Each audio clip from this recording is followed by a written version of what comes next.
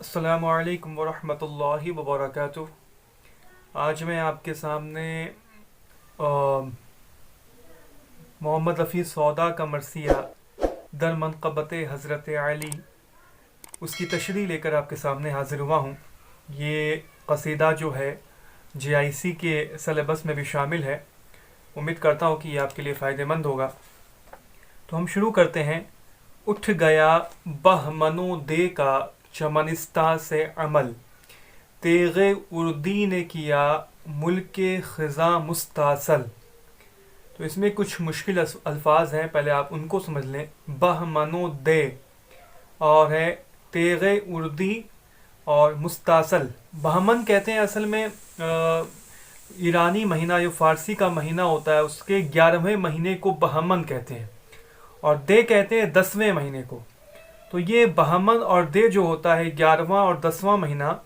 ये ख़िज़ा का मौसम होता है, पतझड़ का मौसम होता है। उर्दी उर्दी कहते हैं बहार के मौसम को। तेग यानी तलवार। मुस्तासल यानी किसी चीज़ को जड़ से उखाड़ फेंकना, तबाह बर्बाद कर देना, तहस नहस कर देना। तो आप समझ में आया होगा आपको कि उठ गया बहमनो दे का चमनिस्ता से अमल। कह रहे हैं कि बहमनो दे यानी ऐसा महीना जिस महीने में ख़िज़ा का जो मौसम होता है, कहते हैं कि चमनिस्ता से ख़िज़ा के मौसम का जो अमल है वो उठ गया है यानी ख़त्म हो गया है। तेग़े उर्दी ने किया यानी बहार के मौसम ने, बहार की तेज़ तलवार ने मुल्क ख़िज़ा, ख़िज़ा के मुल्क को, ख़िज़ा के सल्तनत को मुस्तासल कर दिया है, जड़ से उखाड़ फेंका है, तबाह बर्बाद कर दिया है, तहस नहस कर दिया है। तो कह रहे हैं कि पहला शेर कि उठ गया बहमनो दे का चमनिस्ता से अमल, यानी कि 11वें और 10वें महीना यानी मुल्क ख़िज़ा का जो अमल था चमनिस्तान में वो पूरी तरह से उठ गया है और बहार के मौसम ने ख़िज़ा के सल्तनत को, ख़िज़ा के मौसम को तबाह बर्बाद कर दिया है। तो ये अब जैसे कि बहार के मौसम का ज़िक्र इन्होंने पहले शेर में किया है। ये असल में होता क्या है कि जब किसी की तारीफ़ करनी होती है, किसी की मदह करनी होती है, तो एक अच्छे माहौल को क्रिएट करना पड़ता है। तो ये बहार के मौसम को इन्होंने क्रिएट किया है और फिर हज़रत अली की मनक़बत में ये आगे बढ़ेंगे। खैर पहले तो ये तशबीब के अशार हैं। तशबीब में ये बहार के मौसम का जिक्र किस तरह से कर रहे हैं इसकी तरफ ये देखिए आप। मिर्ज़ा मोहम्मद रफ़ी सौदा जी की उर्दू के सबसे बड़े कसीदा नगार समझे जाते हैं। कहते हैं कि सजदाए शुक्र में है शाखे समरदार हर एक, देख कर बाग़े जहाँ में करम अज़्ज़वजल। कहते हैं कि समरदार यानी फलों से लबरेज, फलों से भरपूर, फलों से भरा हुआ। कहते हैं कि सजदाए शुक्र में है शाखे समरदार हर एक, यानी हर एक ये जो समरदार दरख्त जो है, हर एक समरदार जो टहनियाँ हैं, शाख जो हैं,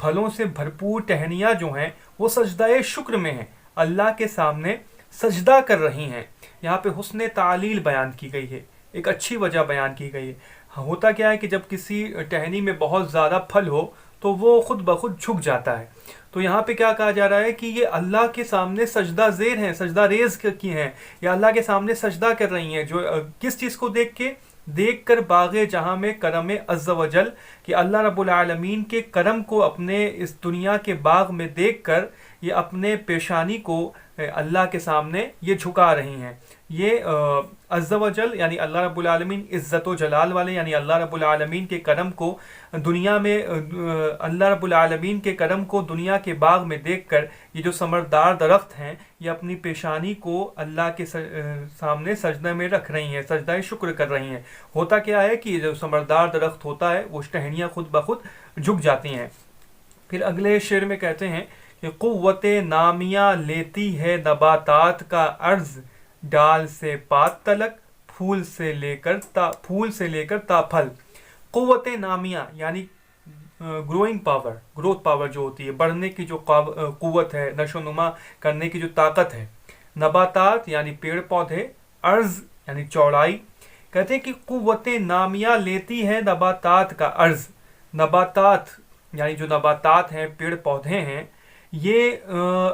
अब फैले हुए हैं। अर्ज़ कहते हैं चौड़ाई को, यानी क़ुव्वत नबातात जो हैं, ये पेड़ पौधे जो हैं चारों तरफ फैले हुए हैं और क़ुव्वते नामिया, इनके अंदर ग्रोइंग पावर है, ये बढ़ती भी जा रही हैं, ये बड़ी होती जा रही हैं। किस वजह से ये जो इतना अच्छा मौसम, बाहर का मौसम इस तरह का आया हुआ है कि ये जो फैले हुए जो नबातात हैं, ये बढ़ने की कुव्वत इनके अंदर इतनी ज़्यादा आ गई है कि वो बढ़े जा रही हैं, डाल से पात तलक, फूल से लेकर ताफल। फूल हो चाहे फल हो चाहे डाल हो, कोई भी दरख्त हो, वो कुव्वत नामिया उसकी इतनी बढ़ गई है कि वो बढ़े जा रही हैं, बढ़े जा रही हैं। वास्ते खलअते नौ रोज़ के हर बाग के बीच, आबे जो कता लगी करने रविश पर मखमल। कह रहे कि वास्ते खलअते नौरोज़, नौरोज़ ये अहले तशय्युह के यहाँ एक बहुत ही अहम फेस्टिवल है जिस दिन लोग नए नए कपड़े पहनते हैं। तो कह रहे हैं कि वास्ते खलअते नौरोज़ के, यानी कि नौरोज़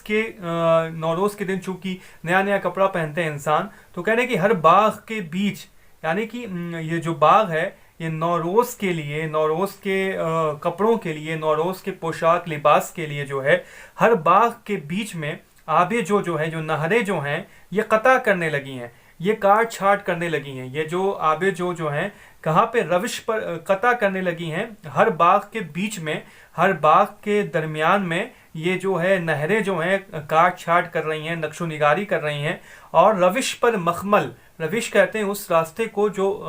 बाग के दरमियान होता है, बाग के दरमियान जो रास्ते होते हैं बागों में, बागीचों में, उसको रविश कहते हैं। और रविश पर मखमल बिछा रही हैं, यानी ये जो घास अच्छी अच्छी उग रही है उसको ये मखमल से मुराद दे रहे हैं कि खलाते नौरोज़ के वास्ते, यानी कि नौरोज़ के दिन नया नया जो कपड़ा पहनते हैं, इस वजह से बाग भी जो है अपने आप को आरास्ता करने के लिए, बाग को आरास्ता करने के लिए जो नहरें जो हैं उस बाग के रास्ते की काट छाट करने लगी हैं, उस बाग के रास्ते पर मखमल बिछाने लगी हैं। फिर अगला शेर है, पांचवा शेर, की बख्शती है गुले नौरुस्ता की रंग आमेज़ी, पोशिशे छीट कलमकार बहर दश्त व जबल। बख्शती है यानी अता करती है, गुले नौरुस्ता यानी ताज़ा खिले हुए, नए नए खिले हुए फूल की, रंग आमेज़ी यानी रंग देती है। कहने कि ये जो नए नए फूल जो हैं, जो नए नए ताज़ा खिले हुए फूल हैं, ये रंग बख्श रहे हैं, रंग अता कर रहे हैं। किसको कर रहे हैं? हर दश्तो जबल, हर दश्त को, हर सहरा को, हर पहाड़ों को ये रंग अता कर रहे हैं। किस तरह से? गोया कि जैसे कि पोशिशे छीटे कलमकार, जैसे कि एक कलमकार जो होता है, एक मुसव्विर जो होता है, कपड़ों के ऊपर मुसव्विरी करता है, छींटे मारकर जैसे कपड़े को रंगता है, उसकी नक्शो निगारी करता है, उसी तरह ये जो नए ताज़े खिले हुए फूल हैं, ये भी जो है रंग भर रहे हैं, हर दश्त में, हर जबल में, हर पहाड़ में, हर सहरा में ये उनको रंग अता कर रहे हैं। ये 5 अशार हो गए हैं। अगले 5 अशार फिर मैं आपके सामने रखता हूँ कि अक्से गुलबंद ये ज़मी पर है कि जिसके आगे कारे नक्काशी मानी है दोम वो अव्वल। गुलबंद यानी गुलाब का फूल। कहते हैं कि गुलाब के फूल का अक्स ये ज़मी पर है, कि जो ज़मी पर गुलाब के फूल का जो अक्स पड़ रहा है, ये उसके आगे जो है ये जो नक्काश मानी जो है, जो कि ईरान का एक बहुत बड़ा नक्काश माना जाता है, कि उस नक्शे जो मानी जो नक्काश है उसके जो कारीगरी भी है, उसकी जो नक्काशी है वो भी दूसरे दर्जे की हैसियत रखती है। और ये अव्वल यानी जो साया पड़ रहा है ज़मीन के ऊपर फूलों का, ये फूलों को जो साया पड़ रहा है ज़मीन के ऊपर, ये अव्वल दर्जा रखता है। और ये जो मानी की नक्काशी है वो दूसरे दर्जे की हैसियत रखती है। आगे कहते हैं कि तारे बारिश में पिरोते हैं गोहर हाय तगर्ग, हार पहनाने को अशजार के हरसू बादल। तारे बारिश में पिरोते हैं गोहर हाय तगर्ग, तिगर कहते हैं ओला को, और तारे बारिश यानी जो बारिश का नुज़ूल होता है आसमान से ज़मीन की तरफ, तो वो एक सिलसिले की तरह होता है, यानी कि आसमान से ज़मीन पे जो बारिश नाजिल हो रही है उसको ये एक तार के मानिंद करार दे रहे हैं कि बिल्कुल एक तार है। और उस तारे बारिश में पिरोते हैं गोहर हाय तिगर्ग, यानी ओलों की जो, गोहर कहते हैं मोतियों को, कि तगर्ग यानी ओले की जो मोती है इस तार में पिरोई हुई है। कह रहे कि जो तारे बारिश में पिरोते हैं गोहर हाय तिगर्ग, यानी ओले के ये जो बूंदों की, ये ओले के बूंदों की ये जो मोतियां हैं उस बारिश के तार में, उस बारिश के पानियों में पिरोई हुई है। जैसे कि हार पहनाने को अशजार के हरसू बादल, और वो हार के मानिंद है, गोया वो बादल जो है हर तरफ जा रहे हैं ताकि दरख्तों को वो हार पहना दें। यानी ये जो बारिश का नुज़ूल हो रहा है एक तार के मानिंद, तसलसल के मानिंद, एक तसलसल के साथ, उसमें ये ओलों के एक मोतियाँ पिरोही हुई हैं और वो हार बनी हुई हैं जिसको बादल जो है हर दरख्त को पहनाने के लिए चारों तरफ फैल रहे हैं। फिर कहते हैं कि बार से आबे रवा अक्से हुजूम गुल के, लोटे है सब्जे पर अजबस की हुआ है बेकल। कहते हैं कि बार कहते हैं बोझ को, आबे रवा यानी बहता हुआ पानी यानी नहर, कहने कि बहते हुए पानी में अक्से हुजूम गुल यानी फूलों, बहुत सारे फूलों के अक्स का जो बोझ बहते हुए पानी पर जब पड़ा है तो वो लोटे है, यानी वो पानी भी लौटने लगा है, यानी वो भी करवटें बदल रहा है, कभी इधर जा रहा है कभी उधर जा रहा है। क्यों? क्योंकि जो ये बार, क्योंकि ये फूलों का जो बहुत सारे जो फूल हैं उनके जो फूलों का अक्स जो है, उनका जो बोझ इनके ऊपर पड़ रहा है, उसके बार से ये लौटने लगा है। और सब्ज पर अजबस की हुआ है बेकल, की इस सब्जे से यानी कि सब्जे पर, यानी ये जो हवा में ये जो पानी बह रहा है ये इनके बोझों को बर्दाश्त नहीं कर पा रहा है और बेकरार हुए जा रहा है, बेचैन हुए जा रहा है कि इस तरह से जो फूल खिले हुए हैं, बहुत ज़्यादा जो फूल खिले हुए हैं, बहुत ज़्यादा जो बहार आई हुई है, उस बहार के मौसम में जो बहुत ज़्यादा खिले हुए फूलों का जो अक्स उस बहते हुए पानी में पड़ रहा है तो उसके बोझ को बर्दाश्त नहीं कर पा रहा है, वो लौट रहा है और बेकरार है वो।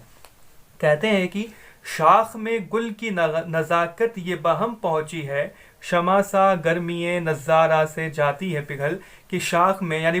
शाख में गुल की यानी फूलों की शाख में नज़ाकत ये बहम पहुंची है, कहते कि वो नज़ाकत पैदा हो गई है कि शमा सा गर्मी नज़ारा से जाती है पिघल, कि थोड़ी सी गर्मी का जो नज़ारा उसके सामने कर दिया जाए तो जिस तरह से शमा पिघल जाती है, जब शमा को हम किसी तपिश के सामने ले आते हैं तो शमा पिघलने लगती है, उसी तरह से आज इस फूल की शाखों में वो नज़ाकत पैदा हो गई है कि वो भी अगर गर्मी के सामने आ रही है, तपिश के सामने आ रही है तो वो भी पिघलने लग रही है। कह रहे हैं कि जोशे रोईदगी खाक से कुछ दूर नहीं, शाख में गावे ज़मी की भी जो फूटे कोपल। कह रहे हैं कि जोशे रोईदगी, रोईदगी कहते हैं नशो नुमा की,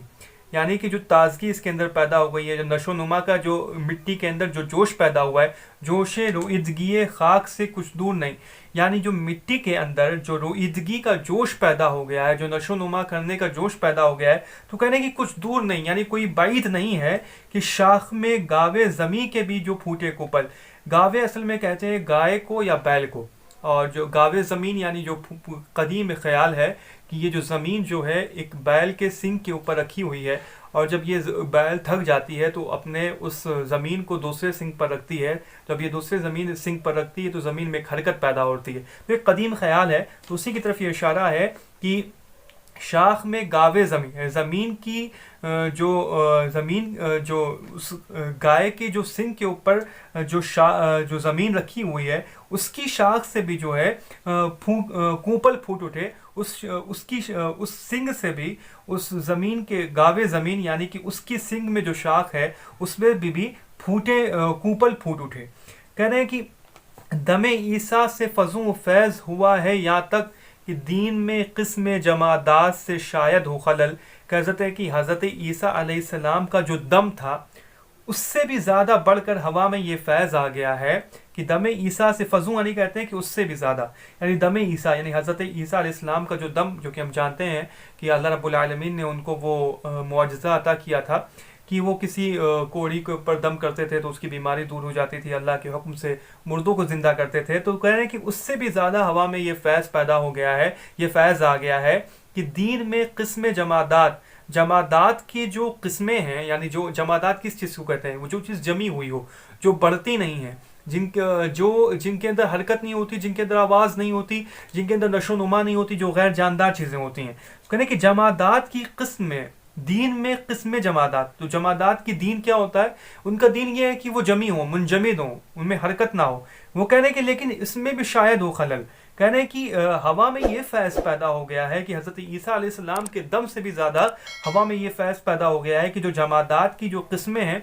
उनके दीन में भी शायद कि अब खलल पैदा हो जाए। और ये अगला जो शेर है, ये पहले शेर की तशरीह वजाहत कर रहा है कि आप इसको देखें कि फ़िक्र रहती है मुझे ये कि ज़बां से अपनी कहीं दावाए खुदाई ना करे लातो हुबल। कि अब मुझे ये फिक्र रहती है कि अपनी ज़बान से अपनी दावाए खुदाई ना करें लातो हुबल की, लातो हुबल जो हैं अपनी ज़बान से खुदाई का दावा ना करने लगें। कि इस तरह से जो बाहर का मौसम आया हुआ है, हवा में ये फैज़ पैदा हो गया है, हवा में इतनी मुफीदगी पैदा हो गई है कि ये हवा जो है ये जो जमादात के दीन में भी खलल डाल रही है, यानी पत्थरों को भी ये गोयाई अता कर रही है। तो मुझे डर लग रहा है कि ये जो लातो हुबुल जो बुत हैं जो कि खाना काबा में रखे गए थे और इनकी पूजा होती थी, इनकी इबादत होती थी, तो मुझे ये डर है कि ये बुत जो हैं, ये पत्थरों के बुत, इनके अंदर भी गोयाई पैदा ना हो जाए और ये खुदाई का दावा ना करने लगें। फिर कहते हैं कि हद अय्याम की पेश अज मदद नामिया से, हद अय्याम की पेश अज मदद नामिया से बच्चाए मुर्गे चमन तुख्म से आता है निकल। हद अय्याम की पेश, हद अय्याम यानी मुकर्ररा वक्त की पेश, यानी मुकर्ररा वक्त से पहले, अज मदद नामिया से, नामिया कहते हैं बढ़ने की कुव्वत, कि बढ़ने की कुव्वत नामिया की मदद से, बढ़ने की कुव्वत की मदद से अपने मुकर्ररा वक्त से पहले बच्चाए मुर्गे चमन, चमन का जो बाघ का जो मुर्गे का जो बच्चा है, जो परिंदे का बच्चा है, वो भी अपने तुख्म से, अपने अंडे से बाहर निकलने आता है। यानी कह रहे हैं कि ऐसा बाहर का मौसम आया है कि अपने मुकर्ररा वक्त से पहले ही ये बढ़ने की जो कुव्वत है, इसकी मदद से जो बीज के अंदर, जो अंडे के अंदर जो बच्चा है, वो भी अपने वक्त से पहले बाहर निकल आ रहा है। और कहते हैं कि सब्ज होता है फसीही के सबब से हर बार, जो ज़बान से सुखन अब तोती के आता है निकल। कहते हैं कि फसीही यानी खुश कलामी, फसाहत से भरपूर। कह रहे हैं कि खुश कलामी की वजह से, फसीही के सबब खुश कलामी की वजह से हर बार सब्ज होता है, तरोताज़ा होता है, नया होता है। जो ज़बान से सुखन, जो भी तूती की ज़बान से अब जो भी बात निकलती है, वो अपनी खुश कलामी की वजह से, अपनी फसाहत की वजह से हर बार एक सब्ज़ मालूम होती है, हर बार एक नई तरोताज़ा मालूम होती है। ये पुरानी जो रविश थी, पुरानी रविश पे वो जो गा रही थी, वो जो बोल रही थी, उसकी तरह नहीं है, बल्कि अब की बार ऐसा है कि ये हर बार जब भी कुछ बात कर रही है, उसकी कोई भी बात, कोई भी सुखन जो है हरी भरी तरोताज़ा मालूम हो रही है। दस्ते गुल खोरदा, खोरदा कहते हैं खाने वाली, लेकिन यहाँ पे दस्ते गुल खोरदा यानी फूलों को चुनने वाले हाथ। दस्ते गुल खोरदा व शाखे गुल, और फूलों की टहनियाँ, व गुलजार बहम, और बाग, ये तमाम के तमाम एक साथ, बहम कहते हैं एक साथ। कहते हैं कि फूल को चुनने वाले हाथ और फूलों की टहनियाँ और बाग, ये तमाम के तमाम एक साथ बजहाँ नशो नुमा करने में है ज़रब मसल, कि ये तमाम के तमाम जो है जहाँ की नशो नुमा करने में एक मिसाल कायम कर रहे हैं, एक मिसाल इनकी दी जा रही है। इसकी फूलों को चुनने वाले हाथ की, और फूलों की टहनियों की, और बाग की, इन तमाम चीज़ों की जहाँ की नशो नुमा में एक मिसाल बयान की जा रही है। कहने की गुंचे पे कुछ नहीं मौकूफ़, अजब फसल है ये, गुल बहम पहुँचे हैं उक़दा हो किसी तरह का हल। कहते हैं कि अब कोई भी जो गुंचा है वो गुंचे पे मौकूफ़ नहीं हो रहा है। यानी जब हम कोई बीज डालते हैं तो पहले कली निकलती है, फिर कली भी बहुत दिनों तक कली होती है, धीरे धीरे करके वो फूल बनती है। कह रहे हैं कि अब गुंचे पे कुछ मौकूफ़ नहीं, यानी अब गुंचे पे मौकूफ़ नहीं रह रहा है, बल्कि अजब फसल है, या अजब तरह का मौसम ये है कि कली के साथ साथ फूल भी निकल आता है। गुल बहम पहुँचे, कली के साथ साथ फूल भी जो है साथ में खिल रहा है। यानी कि अजब तरह का मौसम है कि अब गुंचे पे कोई चीज़ मौकूफ़ नहीं है, कली पे कोई चीज़ मौकूफ़ नहीं है। हम बीज डाल रहे हैं और कली के साथ फूल खिला रहा है, और उक़दा, और किसी तरह का भी मसला हो, किसी तरह की परेशानी हो, वो हल हो जा रहा है। या ये मामला क्या है, ये किस तरह से ये हल हो, ये क्या बात है कि हम बीज डाल रहे हैं और कली के साथ साथ ही फूल भी फ़ौरन खिल जा रहा है। अब कहते हैं कि आवे है अब की नज़र लाख तरह का वो फूल, उन गुलों को छुट जो निगाह के हैं सदा मुस्तअमल। कहने कि इस बार जो है लाखों तरह के फूल नज़र आ रहे हैं, उन गुलों को छूट, उन गुलों के अलावा, उन फूलों के अलावा जो निगाह के हैं सदा मुस्तअमल, जो हमने हमेशा से हम देखते चले आ रहे हैं, जो हमारी निगाहों के सामने सदा मुस्तअमल हैं, जो हमारी निगाह बार बार देख चुकी हैं, उन फूलों के अलावा जो हैं इस बार लाखों तरह के नए नए फूल भी नज़र आ रहे हैं। और कह रहे हैं कि यासमन रंग जो रखती है खिजा से माना, चाहती है बस अमाजत करे सब्जे से बदल। कह रहे हैं कि यासमन चमेली का फूल चूंकि पीले रंग का होता है और खिजा में जो पत्तियां होती हैं वो भी पीले रंग की हो जाती हैं। तो कह रहे हैं कि यासमन रंग जो रखती है खिजा से माना, कि हम ये बात तस्लीम करते हैं, ये मानते हैं कि यास्मीन जो है, ये फूल जो चमेली का फूल जो है, ये खिजा का रंग रखती है, यानी पीला कलर रखती है, ये हम बात तस्लीम करते हैं। लेकिन अब वो चाहती है बस समाजत, वो भी अब मिन्नत समाजत करती है, वो भी अब मिन्नत समाजत के ज़रिए से ये चाहती है कि उसका रंग जो है सब्ज़े से बदल दिया जाए, इस बहार के मौसम में वो भी जो है पीली ना हो बल्कि हरी भरी हो जाए। चश्मे नरगिस की बसारत के जबस है दर पे, गुंचाए लाला ने सुरमे से भर दी है मिकहल। कह रहे हैं कि जो नरगिस की आंखें, नरगिस एक फूल जिसकी शक्ल बिल्कुल आंख के मानिंद होती हैं, कह रहे हैं कि नरगिस की जो आंखें हैं वो जबस यानी पीछे है, इस बात के इस दर पे है, इस दर के पीछे लगी हुई है कि उसकी आंखों में भी बसारत आ जाए। चश्मे नरगिस की बसारत के जबस है दर पे, यानी जो नरगिस की जो आंखें हैं वो भी देखने के दर पे लगी हुई हैं, उनकी आंखों में भी वो भी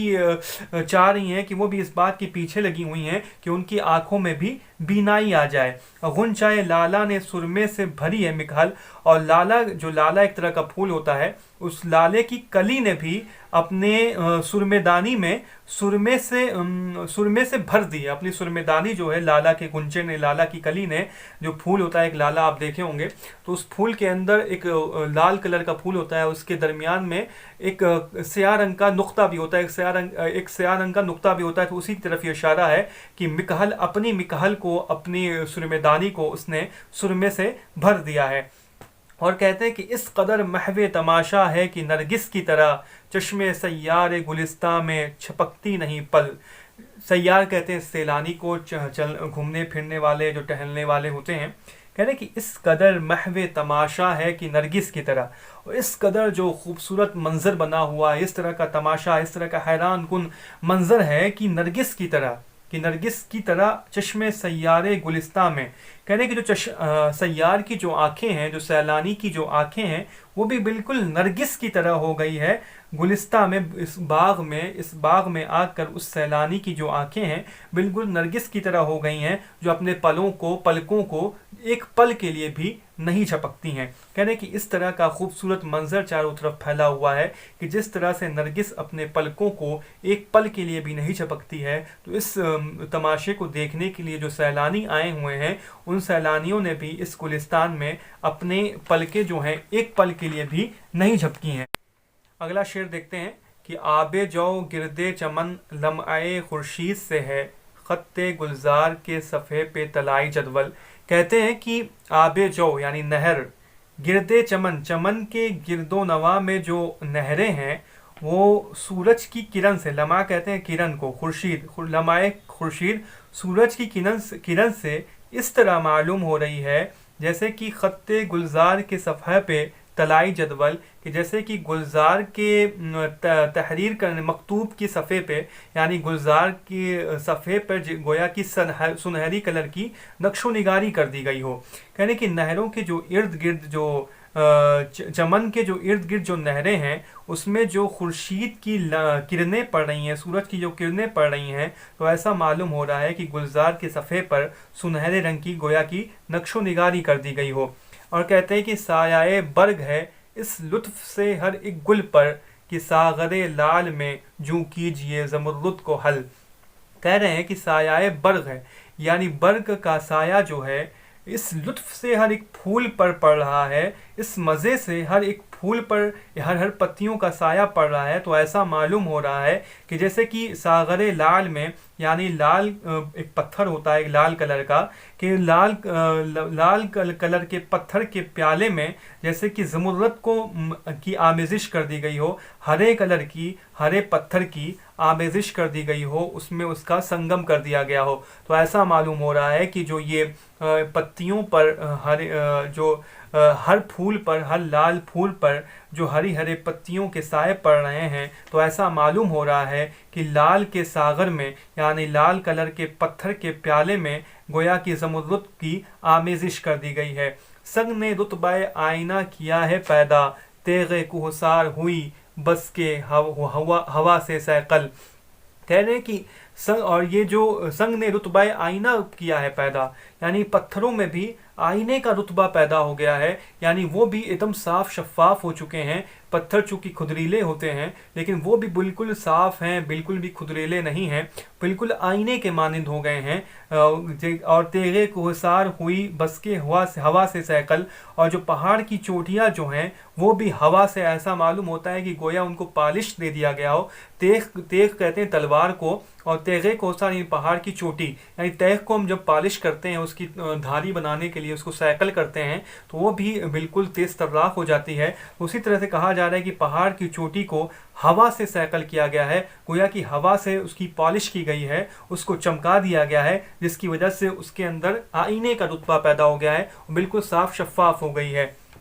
कहते हैं कि बर्ग बरगे चमन ऐसी ही सफा रखता है, गुल को देखो तो निगाह जा रहे हैं सुंबल पे फिसल। कह रही कि चमन की पत्तियां ऐसी साफ हैं, ऐसी खूबसूरत लग रही हैं कि अगर हम गुल को देखो तो निगाह जा रही है सुंबल पे फिसल, कि अगर आप फूल को भी देखिए तो आपकी फूल को देखते देखते आपकी निगाह जो है सुंबुल की तरफ यानी घास की तरफ फिसल जा रही है, कि आज घास भी इतनी खूबसूरत मालूम हो रही है, ये घास भी एकदम फूलों के मानिंद मालूम हो रही है, कि अगर आप फूल को देख रहे हैं तो वो आपकी निगाह जो है फूल को देखते देखते घास की तरफ फिसल जा रही है। तो कह रहे हैं कि चमन की पत्तियां ऐसी साफ ऐसी खूबसूरत हो गई हैं कि आप फूल को भी देख लें और उसके साथ साथ सुंबुल यानी घास वगैरह को भी देख लें, आपको खूबसूरती में कोई फ़र्क नहीं नज़र आएगा।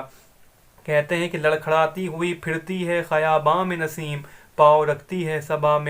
सबा सहन में गुलशन के सबल। कहते हैं कि ये जो सुबह की जो हवाएं हैं ये जो बाग में चल रही हैं तो लड़खड़ाती हुई चल रही हैं, लड़खड़ाती हुई फिर रही हैं, यानी अटकलें मारती हुई एक शौक़ के साथ एक अदा के साथ ये हवाएं जो हैं बागों में चल रही हैं, क्योंकि और पाँव रखती हैं सबा सहन में गुलशन के सबल। और ये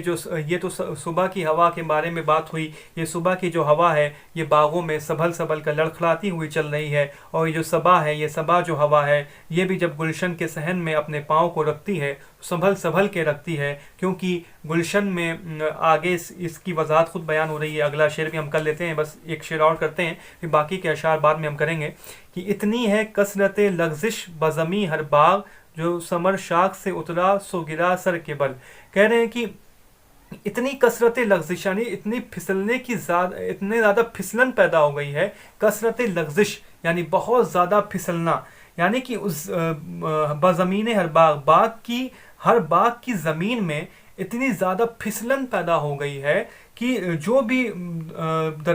भी जो फल है अपने शाख से गिरता है तो वो सर के बल गिरता है, वो सो गिरा सर के बल। यानी कि पहले ही शेर में बताया गया कि इसके अंदर फिसलने की बहुत ज़्यादा क़ुव्वत पैदा हो गई है इस ज़मीन में, हर बाग की ज़मीन में इतनी ज़्यादा ये नमी इसके अंदर आ गई है कि उसके अंदर फिसलने का डर, फिसलने का खौफ बहुत ज़्यादा पैदा हो गया है, जिसकी वजह से शाख से जो भी फल गिर रहा है वो अपने पैरों पर टिक नहीं पा रहा है बल्कि सर के बल गिर जा रहा है। तो इसी वजह से कह रहे हैं कि लड़खड़ाती हुई फिरती है ख़याबां में नसीम, कि जो नसीम जो है सुबह की जो हवा है ये भी बाग में लड़खड़ाती हुई फिर रही है, और ये जो सहन में जो सबा है ये भी अपने पाँव को गुलशन में संभल संभल कर रख रही है। तो ये 26 अशार की तशरीह मैंने आपके सामने रख दी है, बाकी बचे हुए 24 अशार की तशरीह भी जल्दी मैं आपके सामने रखूँगा।